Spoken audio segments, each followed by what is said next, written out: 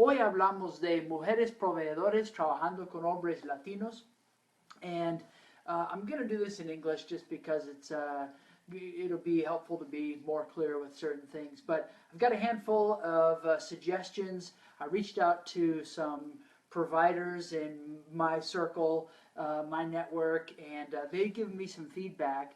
And for today, there's plenty of topics that we could discuss. But for today, what we're going to look at is specifically the anxiety and embarrassment that a male Latino patient may have if he's coming into the clinic and you're his provider and you're a woman.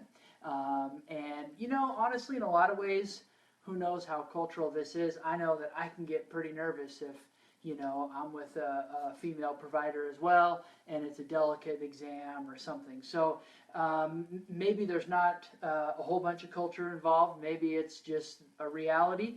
But here's some things that that you can keep in mind working with male patients. So, vamos a ver. Okay, empezamos. First of all, Dr. Fish is a director of a clinic, one of the Denver Health clinics here in Colorado, and she gave me some personal insight. She's been married, is married to a Latino man, and they speak Spanish at home, and she's also the director of a clinic that serves a ton of Spanish-speaking patients. She works in internal medicine, urgent care, excuse me. And so anyway, she deals with this all the time, and some of her top suggestions were things like, number one, be calm.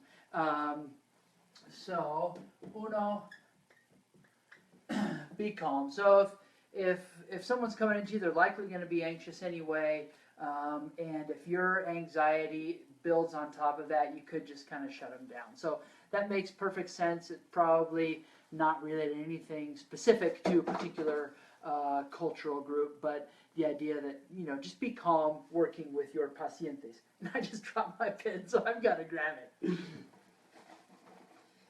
Jiminy, I need to calm down. Okay, yeah. So then, you know, in order to get your guys talking, you know, starting with some open-ended questions, like maybe not just what's the matter, but what brings you to the clinic, or possibly even who sent you to the clinic? Who's asking you to come? Is it a wife or family member who's asked them to come and get some help? So what brings you here today, or who sent you to the clinic today? So how would you do that in Spanish? Here are some suggestions. First of all, que lo trae a la clínica hoy. Okay, que lo trae a la clínica hoy. Notice we've got lo there, direct object, what brings you to the clinic today. Que lo trae a la clínica hoy. If it were a woman you were talking to, it would be que la trae a la clínica hoy. But we're talking about men, and so que lo trae a la clínica hoy. Or if we wanted to, and that's what brings you to the clinic today. Or if we wanted to ask who sent you here, then it could be as simple as quién lo mandó a la clínica. And mandar, that's the verb to send in the past tense. You know, maybe they didn't literally send them, but suggested that they go. So, ¿quién lo mandó a la clínica hoy? Okay? And the idea is to get them talking about maybe what their wife or another family member might think is going on with them, or why they're concerned for them. And then you could, you know, move right into that concern. And what's the question? How would you ask, what are you concerned about? What are you worried about? Any ideas? The verb preocupar. So, ¿qué le preocupa? ¿Qué le preocupa hoy? So what worries you? What worries you today, or what's concerning you today? Bien?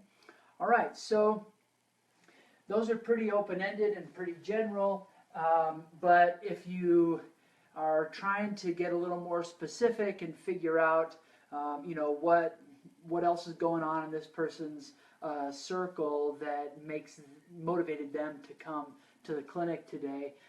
You might ask, why does that worry you? Let's continue adding.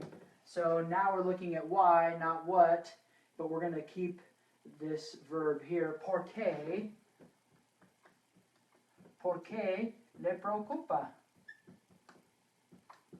Why does that bother you? ¿Por qué le preocupa? And then we can start asking about, are there other people that they know who may or may not have these sorts of, or these current symptoms. So let's erase this. Conoce, that's the verb to know people and places, right? Conoce a alguien con los mismos síntomas, maybe? Los mismos síntomas. Or el mismo problema.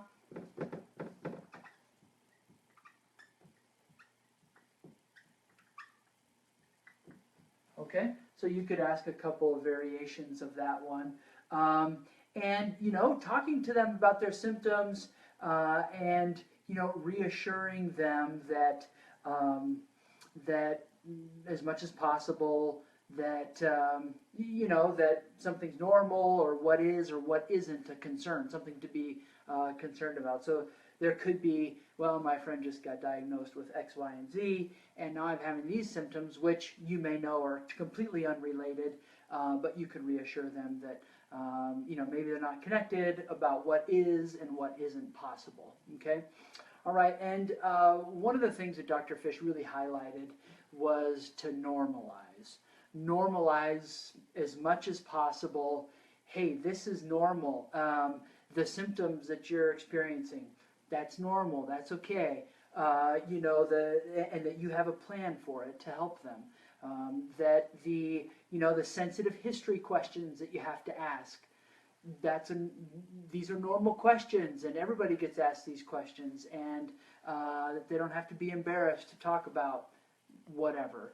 And the delicate exam that you're about to do, that's a normal part of your job, and that it's nothing for them to be embarrassed or ashamed of. So this is a big topic, and we could look at it more and more as the weeks progress, little by little.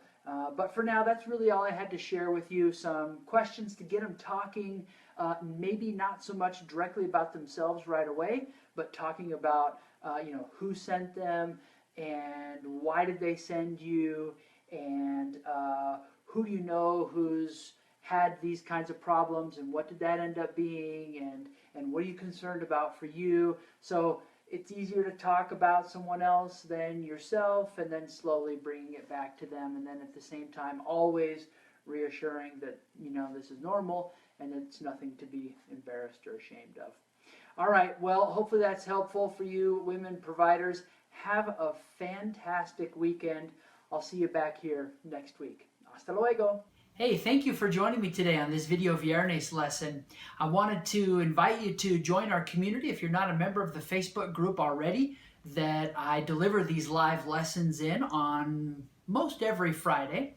And also point you to the website where you can find a bunch more information about medical Spanish, whether that be courses or free materials for you, or finding a private tutor to work with you online or face-to-face. And also let you know about some amazing Spanish immersion programs, either you as a medical person or your significant other as working in some other industry, or your family. If you want to improve your Spanish and you have time and budget to go do some travel, our programs are pretty amazing. I think it'd be fun to work with you.